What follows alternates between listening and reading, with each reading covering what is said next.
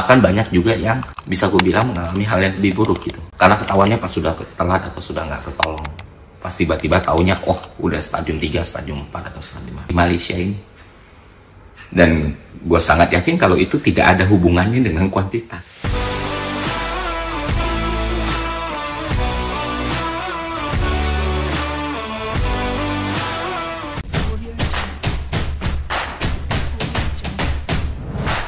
Pemirsa, bertemu lagi bersama saya Boro Naga. Apa kabarnya semua pemirsa pada hari ini? Semoga semua pemirsa dalam keadaan baik-baik saja ya. Baiklah pemirsa, saya menerima satu video yang akan saya reaction bersama dengan pemirsa ya. Jadi ada seorang YouTuber yang cukup banyak ya, cukup ramai pengikutnya. So dia punya subscribe itu hampir 700 lebih. Seperti itu, ribu ya, bukan 700 orang ya, 700.000 orang. Dan ternyata di video yang kita akan saksikan bersama ini, judulnya yaitu Ibu Saya Korban Salah Diagnosis yang Fatal ya. Jadi dia membawa ibunda tercintanya berobat ke Malaysia. So kita akan dengar perjalanannya, kenapa dia memilih berobat ke Malaysia, kenapa tidak di Indonesia. Yuk, yang belum subscribe channel ini. Halo semua, sekarang gue ada di Malaysia, Malaka.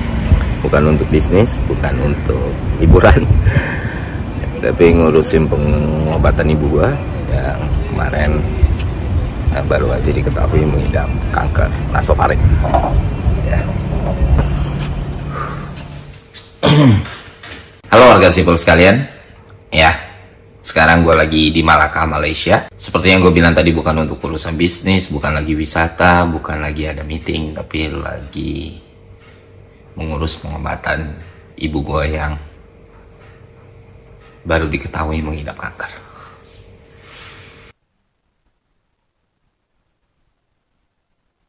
Ya gue awalnya nggak ada niat untuk bikin konten di sini.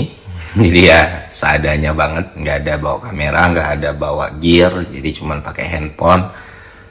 Untungnya tadi di dekat rumah sakit ada toko kamera gitu, terus jual lighting kecil, jadi ya udah sekalian deh gue buat, karena gue ngerasa gue harus ngomong ini di video gitu. Jadi gue minta maaf kalau ada penurunan kualitas dari standar yang biasa kita buat ya kan.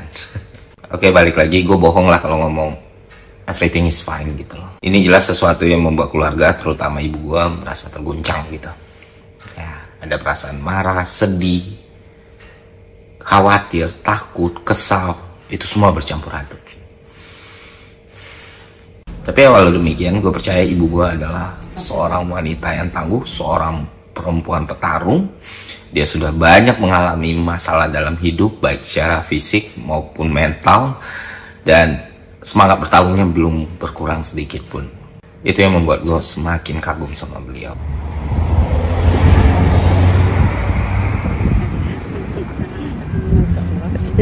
Dan buat gue pribadi, ya, jadi ya ini cukup membuat gue bekerja dan berpikir lebih keras. Ya, gue harus bisa provide semua biaya yang dibutuhkan, tapi di satu sisi gue nggak boleh kehilangan tanggung jawab, baik sebagai anak, sebagai suami, ataupun sebagai bapak. Jadi ya mau nggak mau kita hadapi saja. Maka dari itu gue minta doa teman-teman semua lah, semoga diberikan yang terbaik. Oke, itu aja. Soalnya bukan soal cancernya atau soal kondisi gue yang mau gue ceritakan di sini. Ada hal yang menurut gue jauh lebih penting untuk gue sampaikan kepada teman-teman semua, yaitu masalah salah diagnosis. Oke, sebelum kita mulai lebih lanjut, gue disclaimer dulu dari awal, konten ini gue buat bukan untuk menyudutkan atau mendiskreditkan pihak tertentu. Ini cuma perspektif, cuma sharing pengalaman, sudut pandang dari gue sebagai seorang yang awam dengan dunia medis, dan pertanyaan besar di kepala gue, kenapa ini bisa terjadi berkali-kali. Ya, dan buat ibu gue sendiri itu udah terjadi 2 kali pak, dan salah diagnosanya itu cukup fatal. Yang pertama terjadi tahun 2016. Waktu itu kondisi fisik ibu gue drop. Kita periksa ke dokter, kita ke rumah sakit, dicek darah, ternyata trombositnya turun drastis sekali. Dan di sana diagnosis dari dokternya ya nyokap gue menderita demam berdarah dan ditangani dengan pengobatan demam berdarah pula. Selama berbulan-bulan naik turun kondisi sampai pada akhirnya ibu gue merasakan sangat lemas, tidak bisa beraktivitas lagi. Semua obat demam berdarah juga habis dan kita bingung. Akhirnya kita bawa ke Jakarta. Waktu itu langsung gue bawa ke Rumah Sakit Cipto Mangunkusumo, diperiksa lebih lanjut, diperiksa lebih dalam, dan ternyata anemia aplastik. Dan waktu sampai di RSCM bahkan dokternya bilang ini kalau telat 1 hari aja mungkin udah sulit untuk ditolong. Oke. Ya, terjadi. Setelahnya kita berobat di Jakarta di berbagai rumah sakit. Ternyata kondisi nyokap nggak kunjung membaik. Akhirnya kita dapat referensi di Rumah Sakit Mahkota di Malaka. Berangkatlah kita ke situ, diberi obat yang berbeda, dan alhamdulillah pengobatan itu yang membuat ibu saya bertahan sampai detik ini. Setelah anemia aplastik, sampai sekarang masih menderita anemia aplastik, ibu gua harus kena kanker nasofaring. Dan proses kita tahu kalau itu kanker juga kurang lebih mirip. Beberapa bulan yang lalu nyokap gue mengalami gangguan pernafasan, hidungnya tersumbat.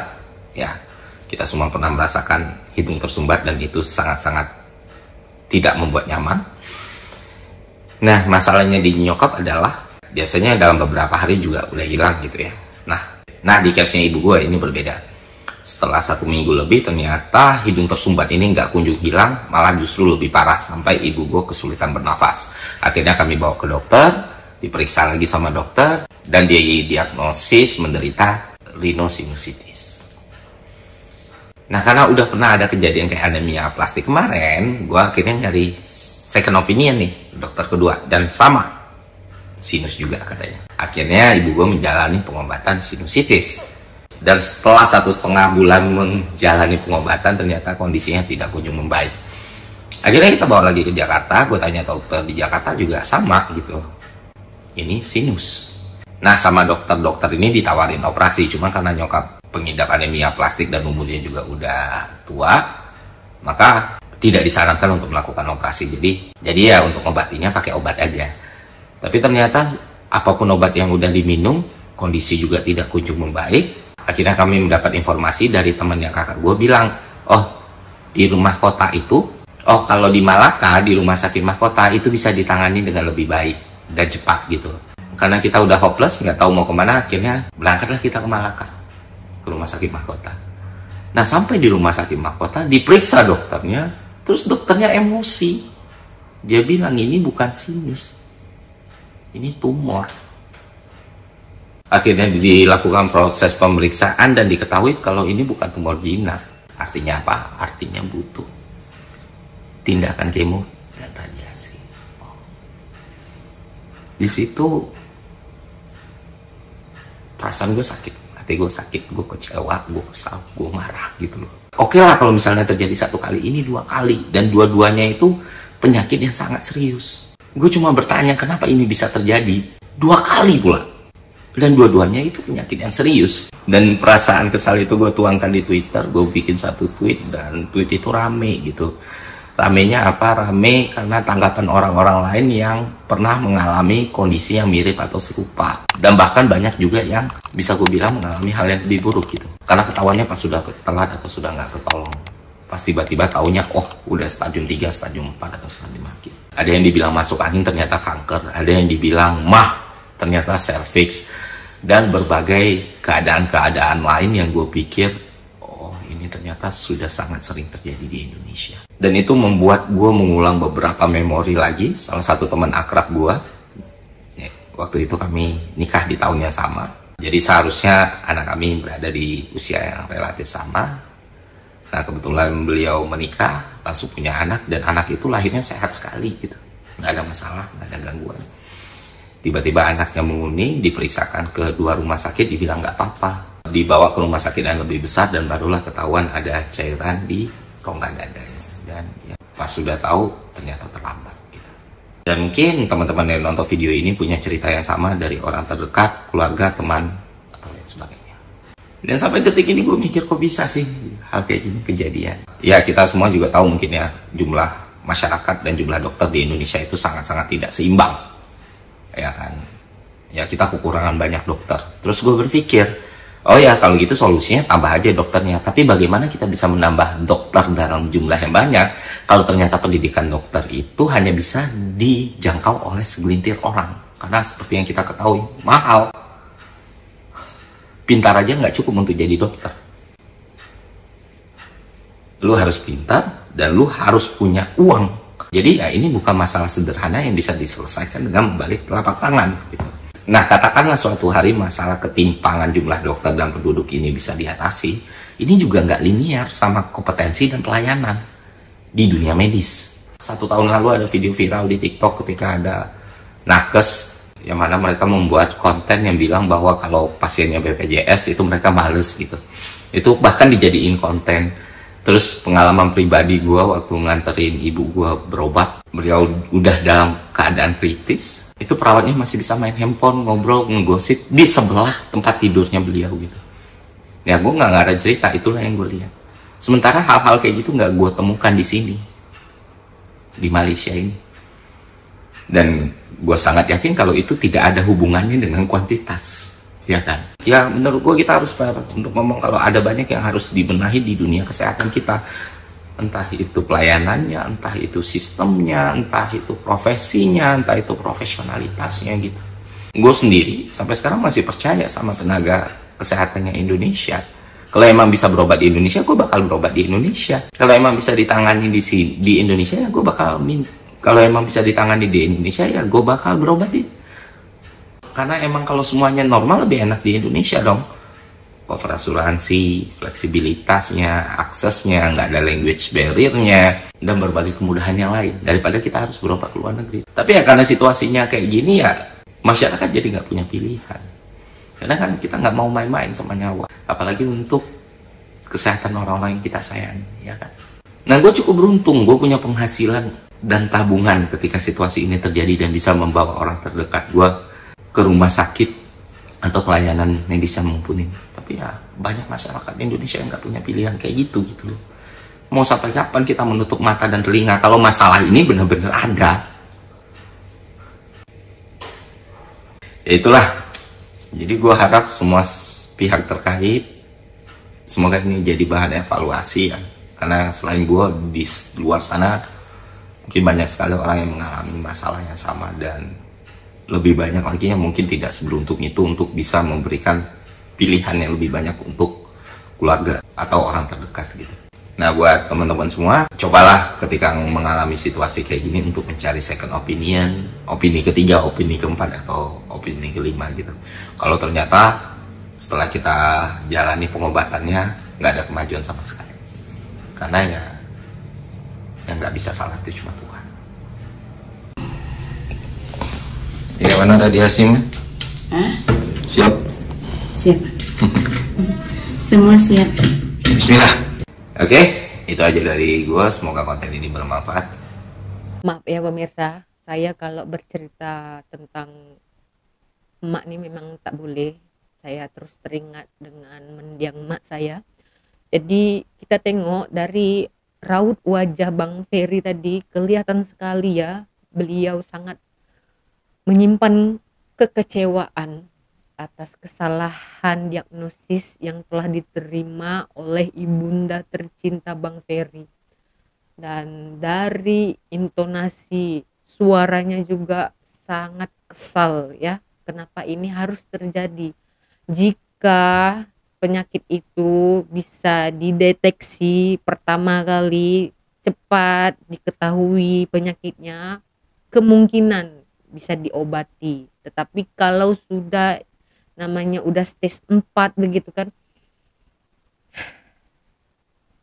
saya tidak tahu bisa sembuh atau tidak ya. Seperti mendiang mak saya dulu, cuci darah saja selalunya. Ini kalau sudah namanya kanker ya pasti akan menjalani kemoterapi kan. Jadi ya untuk pilihan yang dianjurkan oleh Bang Ferry ini ya, jika kita berobat ke satu tempat itu tidak menemukan hasil yang terbaik ya, mencoba lagi ke tempat lain tidak juga kunjung sembuh, mungkin kita bisa untuk ke luar negeri mencoba hal yang terbaik lah, mencoba hal yang baru, kemungkinan bisa menemukan kesembuhan di sana. Dan ya tidak semua sebenarnya kalau ke Malaysia ini sembuh, karena yang memberi kesembuhan itu kan adalah Sang Pencipta ya. Tetapi kita kembali lagi, apa yang menjadi pilihan itu, tidak semua orang mampu untuk datang berobat ke luar negeri ya, karena memerlukan dana yang cukup besar gitu. Itu yang saya rasakan dulu pemirsa ya. Kita harus memikirkan dana perobatan, dana tempat tinggal kita ya, biaya tempat tinggal kita, walaupun hanya seminggu itu kan memerlukan biaya juga ya, dan juga biaya makan kita selama seminggu begitu. Dan kita harus mengorbankan waktu kita, seperti Bang Ferry ya, dia terbang ke Malaysia ini, ke Melaka dengan ibunda tercinta, hanya berdua saja mungkin. Nah, harus meninggalkan familynya, anak istrinya di Indonesia sana. Jadi ya kita tahu untuk biaya sekolah dokter itu mahal sekali. Mungkin jika sekolah dokter itu harganya bisa dijangkau oleh semua rakyat, saya yakin ramai orang Indonesia yang ingin menjadi dokter.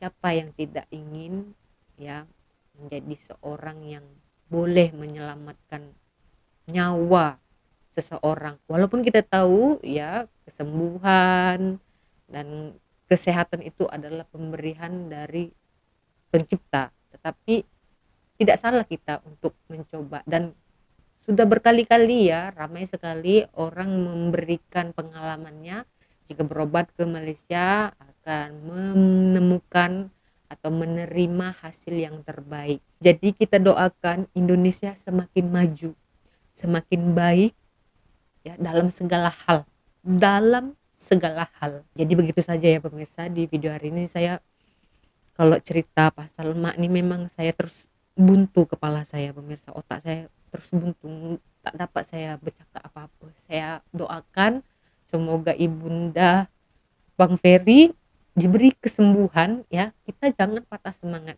ya. Kesehatan dan kesembuhan itu memang pemberian dari Tuhan tuh, karena kalau kita patah semangat itu makin digrogoti dengan penyakit. Jadi saya ajak pemirsa semua untuk mendoakan ibunda tercinta Bang Ferry, tak kira bangsa dan agama ya, tolong didoakan agar ibunda Bang Ferry itu diberikan kesembuhan dan diangkat semua penyakit dalam tubuh ibunda tercinta Bang Ferry ya. Dan kita doakan juga Bang Ferry diberikan kesehatan ya, karena kita tahu yang mengantarkan ibunda Bang Ferry itu pastilah Bang Ferry sendiri ya. Dan semoga Bang Ferry dimurahkan rezeki ya, agar tetap ada jalan untuk datang ke Malaysia ini ya pemirsa. Yang belum subscribe tolong di subscribe ya pemirsa. Orang Indonesia saya yakin sudah ramai yang mengikuti Bang Ferry ini. Orang Malaysia saya minta untuk disokong ya Bang Ferry ini, karena secara tidak langsung Bang Ferry juga telah mempromosikan negara Malaysia ke mata dunia karena perobatan yang sangat baik diterima oleh ibunda tercintanya. Kita berjumpa lagi di video selanjutnya. Saya Borunaga, terima kasih, bye bye.